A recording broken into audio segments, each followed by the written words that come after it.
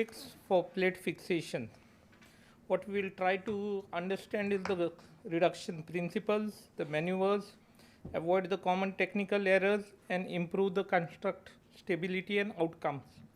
As Amit and Pradeep rightly said, what is important is understanding the fracture pattern. So when you see any X-ray, just see is it an isolated tuberosity fracture or surgical neck humerus can broadly be classified into three types. One is a varus fracture, the other is a valgus fracture, and the third is there is no varus valgus, but there is just a impaction. And the third one is three types with respect to head. The head may either be dislocated, it may be impacted, or it may be split. So these are the 7 types. We have to look at it and based on that decide our treatment. Now for a 2-part fracture, as Pradeep said, what works is a tension band plating. So you put the plate on the proximal fragment and you lever it out. As you lever it, one gets a reduction. Very easy to say and show, but difficult to follow on table. Try it only if it's a 2-part. In 3-part, it can be challenging. Coming to the 3-part or the 4-part fracture, here the principle slightly differs. Here first bring the tuberosities back. Once the tuberosities are back, then you put a plate, and this plate is more of in a buttress mode. So here the maneuvering is mainly derotation followed by buttressing the fragment. Not every fracture will need this. So what is the reduction maneuver that we do for a proximal humerus fracture? It's invariably traction, then some degree of abduction and external rotation. Always do this maneuvering first. If you are lucky, you may get out with the reduction and just put in a plate. So, but if that maneuver fails, then the next thing to do is to try to manipulate the proximal fragment. And here what we look at is first the K-wire technique. Here you put the K-wire and manipulate the proximal fragment and check it on the C-arm. If the K-wire is not working well, then you can try this periosteum elevator technique. What is important is the end of the periosteum. Try to use a blunt periosteum elevator, because if it's not your day, you may just perforate on the medial side and land up with an uneventful and may land up with something you don't want on table. And that's how you manipulate it. Now what is the crux here is to understand the deforming forces and neutralize them and get the reduction. Now this is a varus impacted fracture, and as you, one spike which has been put in is correcting the extension at the fracture site, and then you put in the periosteum elevator, and as you have manipulated it, you can see that under C-arm you have got a good reduction, a good medial continuity. Always confirm it in both the planes. And once it's well reduced, by levering it, the next thing that you do is take K-wires and transfix this fracture. As you transfix this, always check again in both the planes. The K-wire should preferably have a bicortical purchase, and always remember that you have to put a plate after this K-wires. So the K-wire shouldn't interfere the path of the plate. So one wire goes from proximal to distal fragment and the other from distal to proximal, and preferably in a lateral view they should be crossing each other. So that's the crisscross fixation. Once you have put in the plate, while placing the plate, what is important is the plate should be just below the tip of the GT, and the standard dimensions given here are 8 mm, but it varies from company to company. This is mainly to prevent the subacromial impingement because of the plate. Once you have accepted the position of the plate, the next thing that we do is hold the plate with the guide wires. With the guide wires holding the plate, you confirm under C-arm, and remember that reduction is the surgery, fixation is just a confirmation. Once you have got the reduction and placed the plate at the right position, your job is practically done. Next is the screw position. Here the single most important screw is the kickstand screw.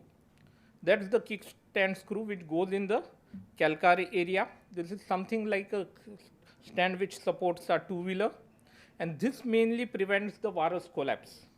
Whether your construct will live or die is decided at this point itself. About the screw placement, again check in both the views. Aim for 6 to 7 screws in the proximal fragment. Of this 6 to 7 screws, at least 2 screws should be in the calcar area.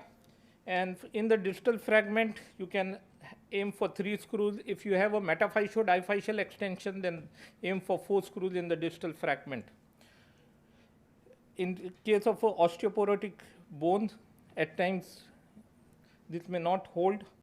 What is important is to take a good fluoroscopy view. Once you are done with the fixation, always take a continuous shoot and check for the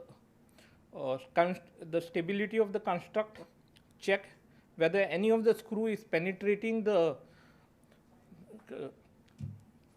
articular surface, and also check the reduction of the GT and its height. It's very important before closing to check this fluoroscopy. A word about augmentation.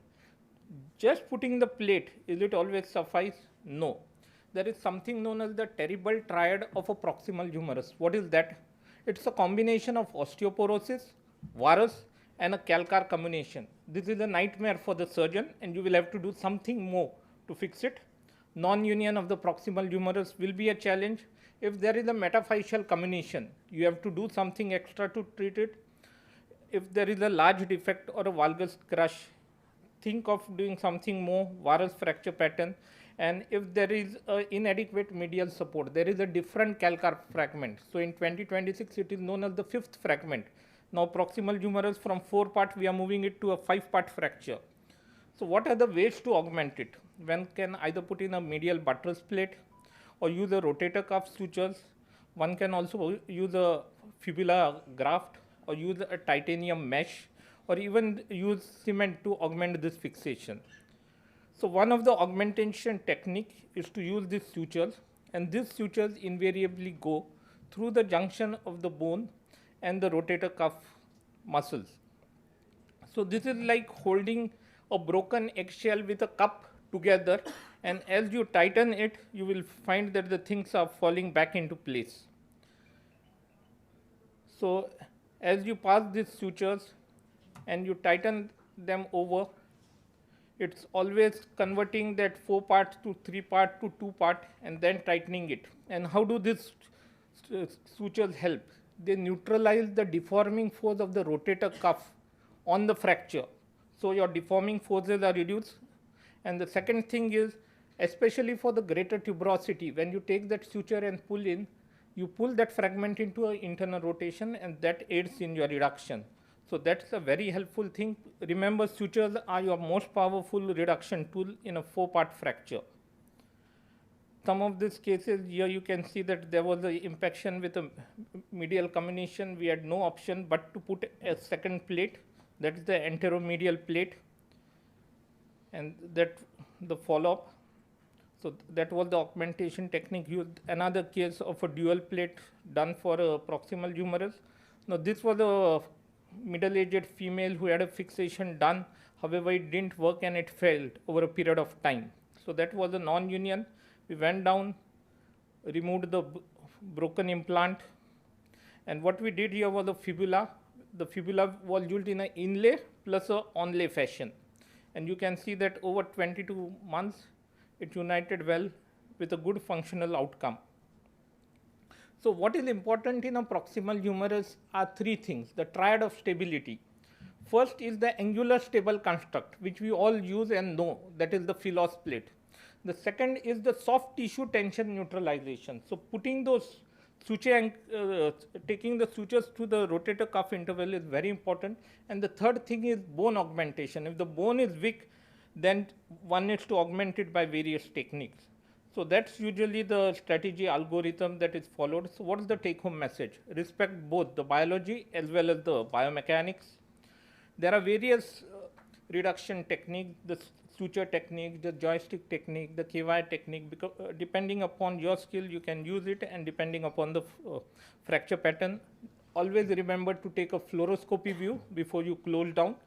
calcar support is very important. Whether the fixation lives or dies is decided at that very point, and good reduction will make fixation simpler and safer. Thank you.